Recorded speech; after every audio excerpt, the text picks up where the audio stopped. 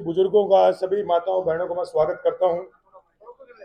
हमारे विधायक जी बालू भाई, हमारे गांव के सिरमौर, और हमारे आदरणीय कपूर नरवाल जी, मुझसे पहले एक वक्ता ने बड़ी अच्छी बात कही कि आज बहुत ज्यादा बातें बोलने की जरूरत नहीं है, बस पूरी जिम्मेदारी से बात बोलने की जरूरत है। आज जो एक दौर है, पहली बात तो ये, अक्षय की माता भी यहाँ बैठी होंगी, हमारे 3 भाई जेल में हैं। मैं उन परिवारों की बात करना चाहता हूँ, सब एक ही परिवार के लोग हैं। जब गांव में मैं खड़ा हूं तो गांव में एक पॉलिटिकल आदमी के तौर पे नहीं खड़ा हूं, गांव का बेटा होने के नाते खड़ा हूं, आप सबका बच्चा होने के नाते आया हूं। अक्षय नरवाल हो या बाकी ये भाई हो, ये कोई चोरी करके जेल में नहीं गए हैं, ये कोई डकैती डाल के जेल में नहीं गए हैं, ये हक की लड़ाई लड़ते हुए जेल में गए हैं, आंदोलन करते हुए जेल में गए हैं। तो हमें इस बात पर गर्व होना चाहिए कि जब इस दौर में कोई बोलने के लिए तैयार नहीं है भाजपा के खिलाफ, कोई लड़ने के लिए तैयार नहीं है, तो कम से कम कोई तो लड़ाई लड़ने के लिए जो खड़ा है। और एक आंदोलनकारी के लिए मुकदमे गहने होते हैं और जेल अस्थायी घर होते, बात समझने चाहिए हम लोगों को। इस बार कतई चिंता नहीं होनी चाहिए कि कोई जेल में गया है, चिंता इस बात की होनी चाहिए उसके जेल में जाने के बाद हम लोग लड़ाई लड़ रहे हैं।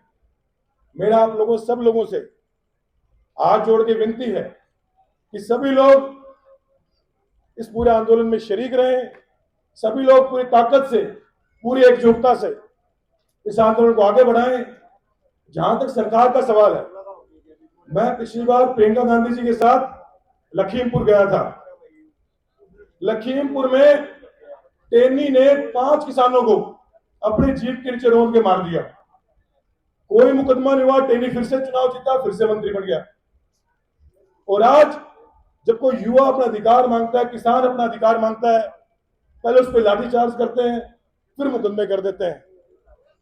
तो इस दौर में यदि किसी में मुकदमे नहीं है, मेरे ऊपर खुद के ऊपर कई मुकदमे हैं, जिसके ऊपर मुकदमे नहीं है तो समझ लो बिक चुका है, और जिसमें मुकदमे नहीं है समझ लो लड़ाई लड़ नहीं रहा समाज की। तो पहली बात तो ये कि हमें गर्व होना चाहिए इस बात पे कि जो 3 युवा हैं, कम से कम जिम्मेदारी समझते हुए लड़ाई लड़ी। जहां तक सरकार का सवाल है, सरकार अपने रवैये पे कायम है, वो कायम रहेगी, लेकिन हमारे को लड़ाई लड़नी पड़ेगी। मैंने दीपेंद्र जी से बात किया सुबह इस मुद्दे पे, मैं डॉक्टर साहब से बात कर रहा था, अपने विधायक बालू जी से बात की, हमारे भाई बालू ने भी विधानसभा में मुद्दा उठाया है, इंदु राज जी ने, उन्होंने अक्षय की रिहाई की मांग की है। तो हम लोग भी कोशिश करेंगे कि किसी भी तरह बातचीत करके मुकदमे ड्रॉप हो, मुकदमे खारिज हो, लेकिन हमें इस आंदोलन को निरंतर आगे बढ़ाना पड़ेगा। अगर आंदोलन बंद हो गए, हमने आज आंदोलन नहीं किए, तो कल की जो पीढ़ी है, कल को जो लड़ने वाले लोग वो चुप हो जाएंगे।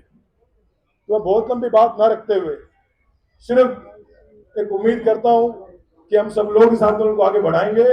और बख्शी को भी बात कह रहा था अभी कि मेरे लायक जो भी होगा, जब भी आदेश होगा, पंचायत का आदेश होगा, जिस प्रकार से जो भी सहयोग हम कर सकेंगे, हम पूरी ताकत से साथ खड़े हैं।